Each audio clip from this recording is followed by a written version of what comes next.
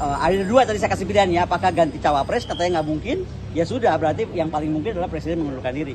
Kalau dibilang nggak ada aturannya, ya karena memang juga nggak ada pernah presiden ngajuin anaknya jadi cawapres saat dia menjabat kan. Dan bukan cuma anaknya loh, mantunya jadi gubernur, ini jadi itu, saya udah nggak tahu lagi. Lebih cepat daripada awal November.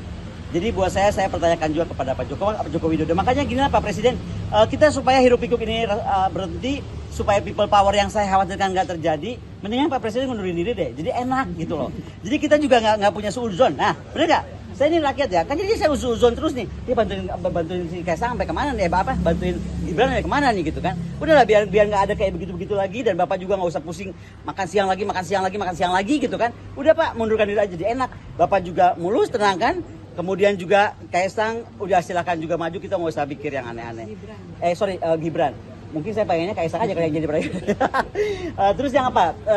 Soal sosok Pak Agus sendiri, sosok Pak Agus kan punya kedekatan nih dengan Pak Jokowi tersendiri. Nah, soal people power tadi, terus juga kekuasaan, ini kan isu yang bergulir terus. Ya. Nah, apakah Mbak Koni ini melihat bahwa ada indikasi atau ancaman itu gitu ketika Pak Agus Saya melihatnya gini ya, bagaimanapun tentara itu manusia yang disempurnakan, apalagi mencapai jenjang seorang panglima dan calon panglima. Saya masih percaya bahwa Pak Agus itu bisa netral.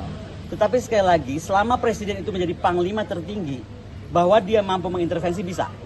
Bisa dong. Contoh gini aja, kenapa MK bisa diintervensi? Ya, apa yang terjadi gitu? Ya kan? Karena Pak di MK itu pamannya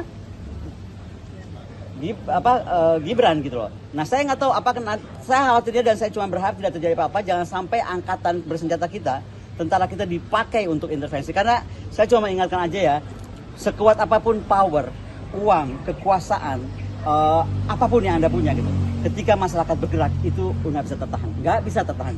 Dan itu yang saya nggak mau terjadi. Karena kekhawatiran saya yang selama ini, saya sangat isunya geopolitik, kawasan, dunia, saya ngurusin Rusia lebih baik daripada ngurusin Indonesia sebenarnya. Ya kan, in the past 2 years gitu kan.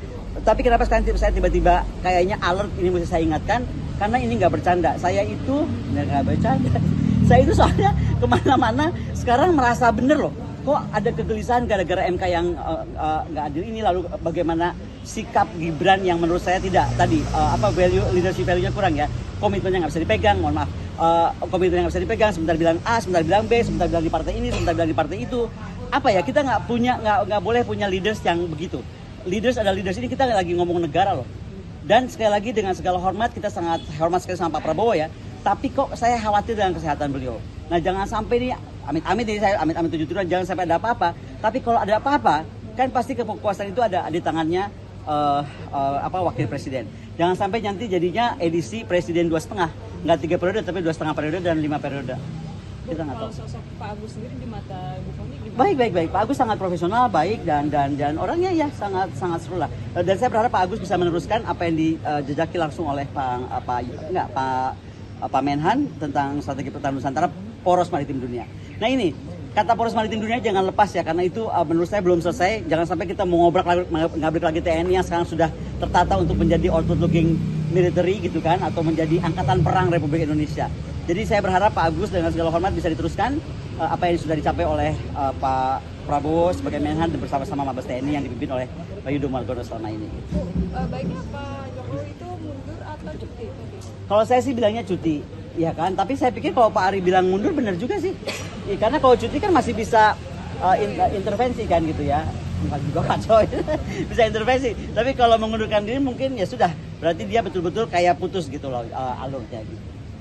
Oke? Jadi catatannya itu ya, kalau soal posisi panglima, harapannya TNI bisa netral sampai dengan masa. Karena TNI kita dari rakyat untuk rakyat. Jadi yang paling utama itu adalah rakyat. Bukan penguasa, bukan uang, bukan kekuasaan, tetapi rakyat. Itu. Dan itu yang membedakan. Dan jangan salah ya, Indonesia ini negara yang lahir dari pergerakan.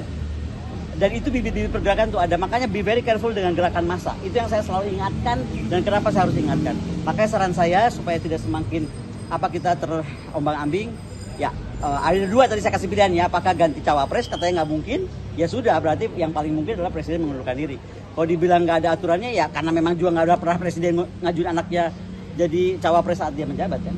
Dan bukan cuma anaknya loh, mantunya jadi gubernur, ini jadi itu, saya udah nggak tahu lagi deh gitu. Oke?